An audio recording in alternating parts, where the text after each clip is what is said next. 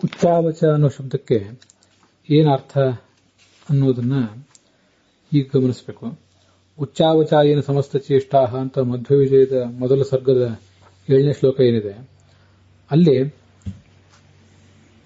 ಗೋವಿಂದಾಚಾರ್ಯ ಹೇಳಿರುವಂತಹ ಒಂದು ಅರ್ಥವನ್ನ ಈಗ ಹೇಳ್ತಾನೆ. ವೇದಾಂಗ ತೀರ್ಥರು ಹೇಳಿರುವಂತೆ ಉಚ್ಚ ಅಂದ್ರೆ ಶ್ರೇಷ್ಠವಾದದ್ದು ಅಂತ ಅರ್ಥ.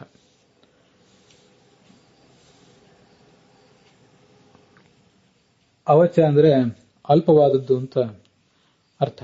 ಉಚ್ಚಾಶ್ಚ ಅವಚಾಶ್ಚ ಉಚ್ಚಾವಚಾಹ ಅಂತ ಈಗ ನಾವು ಸಾಮಾನ್ಯವಾಗಿ ಕೇಳ್ತೇವೆ.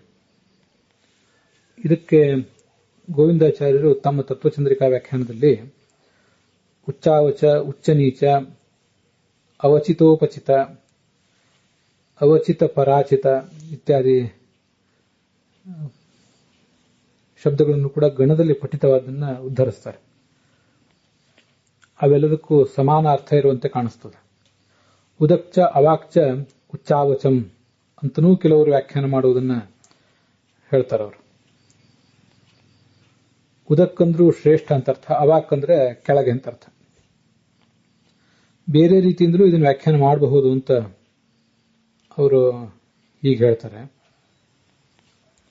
ಉಚ್ಚ ಅಂದ್ರೆ ಶ್ರೇಷ್ಠ ಅನ್ನೋದ್ರ ಬಗ್ಗೆ ಸಂಶಯ ಏನಿಲ್ಲ. ಅವಚ ಅನ್ನುವುದು ಅಲ್ಪವನ್ನು ಹೇಳುವುದು ಹೇಗೆ? ಅವಚನೀಯಂ ಹಿ ಅವಚ ಮುಚ್ಯತೆ. ಅವಚನೀಯ ಯಾವುದ್ರ ಬಗ್ಗೆ ಮಾತನಾಡುವುದು ಅಯೋಗ್ಯವೋ ಅದೇ ಅವಚ. ಹೀಗೆ ಮಾತನಾಡಲಿಕ್ಕೆ ಅಯೋಗ್ಯವಾದ್ದು ಅವಚ ಅಂತಾಗಬೇಕು ಅಂತ ಅದಕ್ಕೆ ಅಭಿಪ್ರಾಯ ಹೇಳ್ತಾರೆ ಕೆಲವರು. ಆದರೂ ಅದನ್ನು ಹೀಗೂ ಹೇಳಬಹುದು. ಅವಚನೀಯವಾದದ್ದು, ಸಣ್ಣದಾದದ್ದು, ಮಾತನಾಡಲಿಕ್ಕೆ ಅಯೋಗ್ಯ ಆಗಿದ್ದಾದ್ರೂ ಕೆಲವು ಮಾತುಗಳಿಂದಾದರೂ ಅದನ್ನು ಹೇಳುವ ಪ್ರಸಂಗ ಬರ್ತದೆ. ಆದ್ರಿಂದ ಅವಚಿನೋತೀತಿ ಅವಚನೀಯಂ ಅಪಿ ಉಚ್ಯತೆ. ಹೆಚ್ಚು ಹೇಳಬಾರ್ದಾದ್ರೂ ಕೂಡ ಕೆಲವು ಮಾತುಗಳಿಂದಾದರೂ ಅದನ್ನು ಹೇಳಬೇಕಾಗ್ತದೆ. ಅದರಿಂದ ಅಲ್ಪಮಪಿ ಉಚ್ಯತೆ, ಅಲ್ಪವಾದ್ರ ಬಗ್ಗೆನೂ ಹೇಳಲೇಬೇಕಾಗ್ತದೆ. ಹಾಗಾಗಿ ಅವಚ ಅಂದ್ರೆ ಹೆಚ್ಚೇನು ಹೇಳಲಿಕ್ಕೆ ಅಯೋಗ್ಯವಾದ್ದು, ಸ್ವಲ್ಪ ಸ್ವಲ್ಪ ಮಾತ್ರ ಹೇಳಿ ಮುಗಿಸಬೇಕಾದದ್ದು. ಇದನ್ನೇ ಅವಚ ಅಂತ ನಾವು ತಿಳ್ಕೊಳ್ಬಹುದು. ಹಾಗಾಗಿ